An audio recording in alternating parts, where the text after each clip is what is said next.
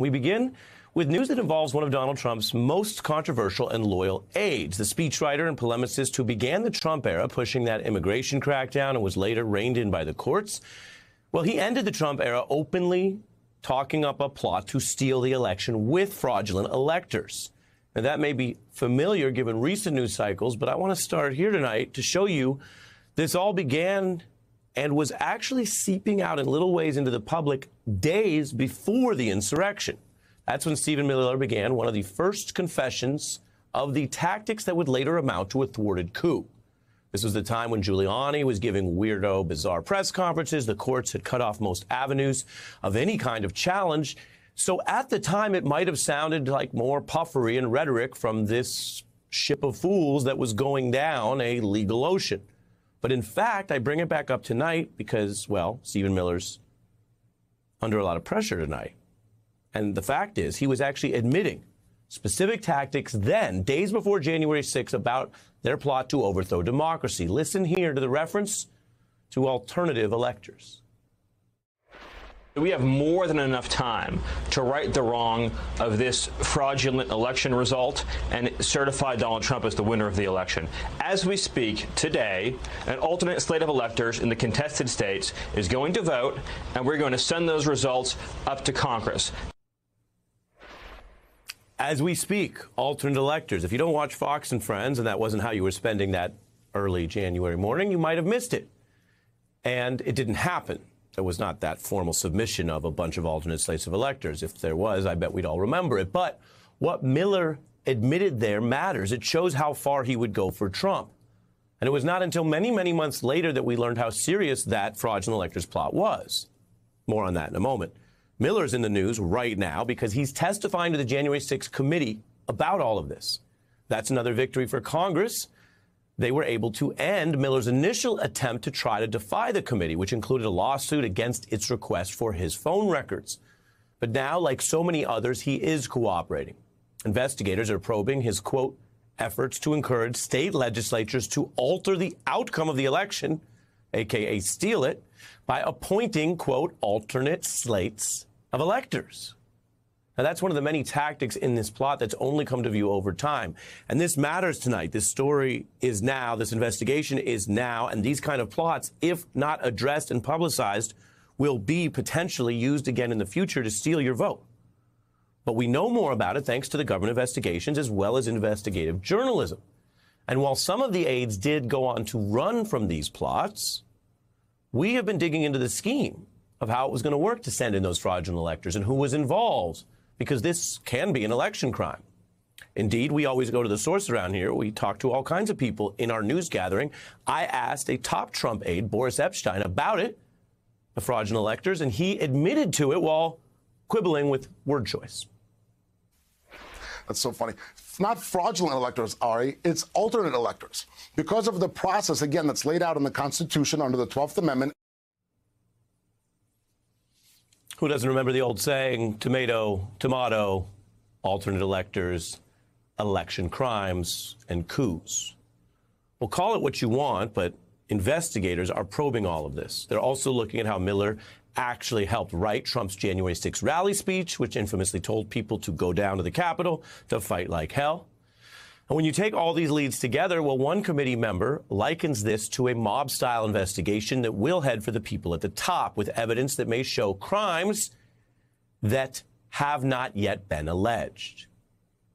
You know, America has faced many failures in the Trump era. The news is full of them during and after. Democracy did hold. Trump did not seize the voting machines or the military. And for self-preservation, he almost always ensured that he would get other people to do the worst things, the most terrible plots, the most dangerous or potentially criminal schemes. You could say many things about him, but whatever it is in his life and business and politics, like other people who have evaded investigators, he did know a thing or two about not acting alone and leaving a lot of evidence pointing back to himself. And that's why so many of these sloppy coup plans did hit those roadblocks. That's why I mentioned to you that democracy held, because when the votes showed Trump's loss and the courts tossed those cases, Mr. Trump, the outgoing president, was left impotently begging Mike Pence or Bill Barr to help a kind of a last-ditch sloppy coup. But we know what happened. Pence said no. Barr said no and left, which is why then Trump found himself begging his own aides or former aides, who had far less power than those people mentioned, to, as we're hearing, find some fraudulent electors or run these pressure campaigns on members of Congress. And that is where the Millers and Bannons and the Navarros come in.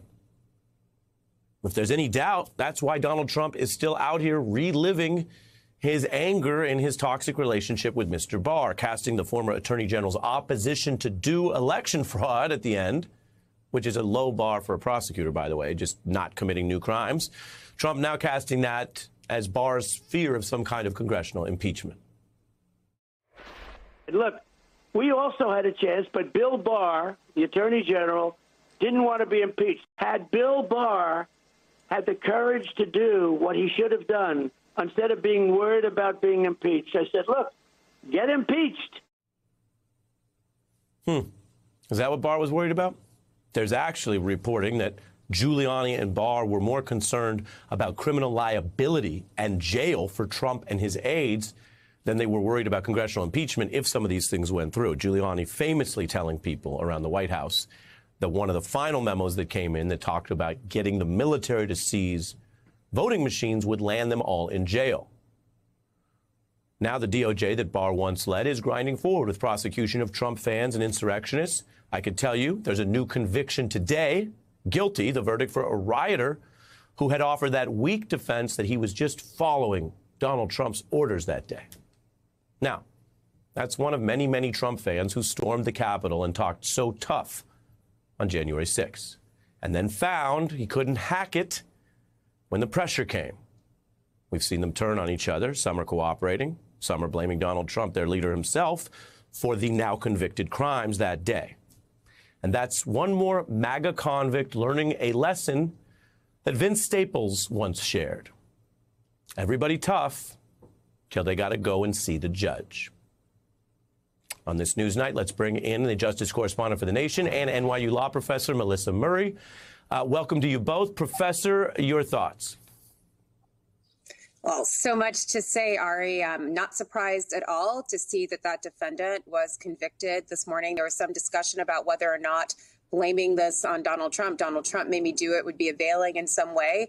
We've seen this kind of plea before. As I've said before, there have been those who've been involved in the drug trade and in gang violence who have said that they were sort of lulled in by strong, charismatic figures and made to do these things without their own knowledge or their own doing. And it's all been unavailing. And I think here it was similarly unavailing. Whether it means that Donald Trump will face criminal liability in the future for inciting violence at the ellipse is another matter altogether. And that, of course, is what is the focus of the January 6th Select Committee. And the fact that Stephen Miller is testifying, and we don't know what the subject of his testimony will be, but the fact that he has decided to stop stonewalling and at least provide some testimony to that committee suggests that they are moving closer to that inner circle, and that is progress indeed.